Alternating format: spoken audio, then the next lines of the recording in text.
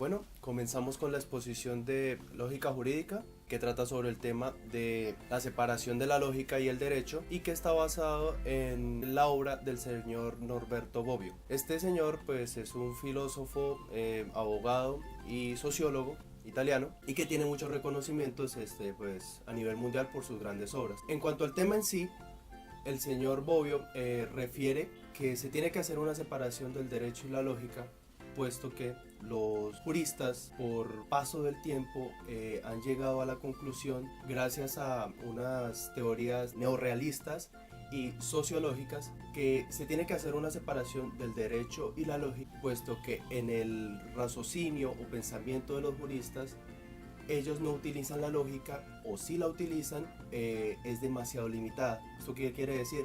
Que el derecho está limitando a la lógica y que la lógica está limitando al derecho. De cierta manera, si nos damos cuenta, al entrar en lo que es, por ejemplo, la jurisprudencia y su relación con la lógica, ahí es donde encontramos el mayor ejemplo de que los juristas utilizamos la lógica de una manera demasiado formal. ¿A qué me refiero?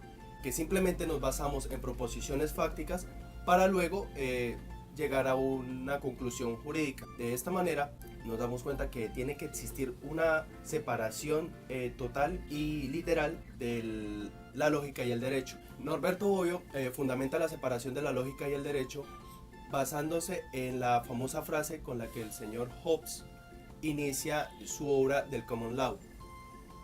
La vida del derecho no nace de la lógica, sino de la experiencia. Esto quiere decir que no tenemos que estar los juristas basados en proposiciones fácticas y supuestos fácticos para llegar a una conclusión. No solo tenemos que hacer eso, sino que de la experiencia tenemos que hacer un análisis sociocultural para poder determinar en realidad la función del derecho. Por eso la lógica y el derecho deberían estar apartadas. Ahora, otra cosa es que no se puede o no se debería tomar el derecho o la jurisprudencia como un cálculo de conceptos, porque si tomamos en cuenta qué es la jurisprudencia, tenemos que saber que la jurisprudencia es ese recontexto histórico o recuento histórico de un hecho en particular sobre un tema en general. Hechos que a medida del tiempo están basados en un tema en general y que eso no debería estar dentro de la lógica, o que la lógica mejor no debería estar dentro de este ámbito, puesto que limita el derecho y, como bien decía, lo que generaría sería entonces una limitación, pero al momento de generar esta limitación sería un ejemplo. La lógica dice que las proposiciones, al poner estas proposiciones se va a generar una conclusión.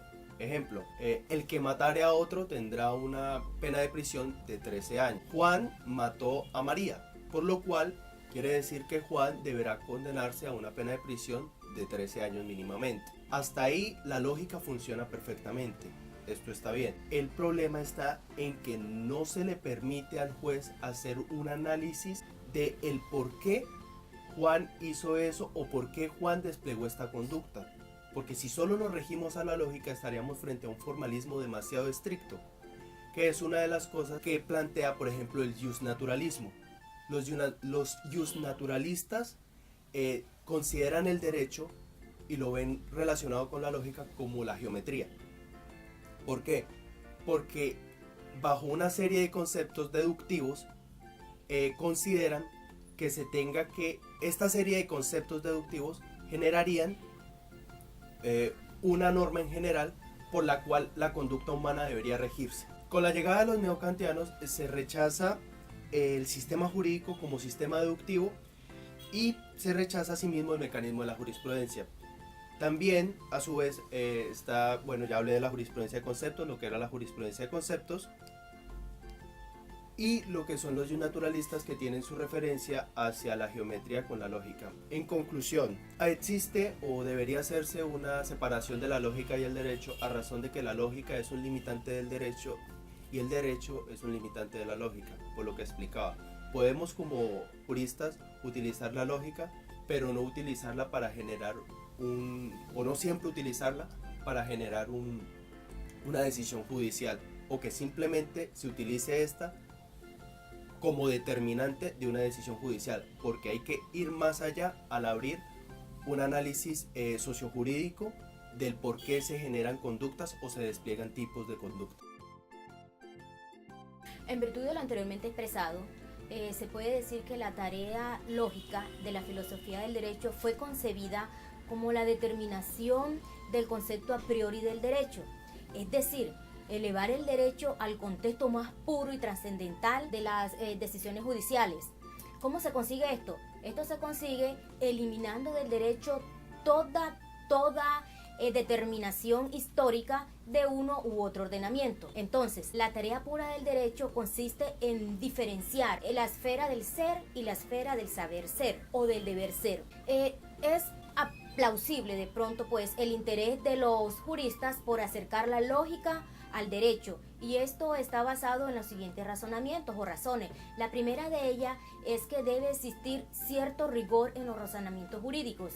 ¿Y por qué? Porque al existir ese rigor, entonces se puede llegar a un razonamiento objetivo y con ello a la imparcialidad en los juicios. Otra razón es que esos juicios o esos razonamientos jurídicos deben llevar implícita una lógica analítica, de tal manera que se pueda concebir conclusiones verdaderas y no enunciar verdades fácticas. Por otro lado, la concepción del derecho como en orden de las acciones son las tres razones principales para acercar la lógica al derecho. Pues bien, es inusitado ese interés de los juristas por la lógica, y eso haya razón en la jurisprudencia, definida esta por los juristas como ese lenguaje técnico organizado en un universo de discursos sistemáticos, de tal manera que ese lenguaje se haga cada vez más técnico, cada vez más sistemático, y los juristas puedan a su vez aclarar esa serie de términos oscuros propios de la jurisprudencia. Eso quiere decir entonces que los juristas pueden manipular a su bien o a su servicio la lógica. Por otro lado,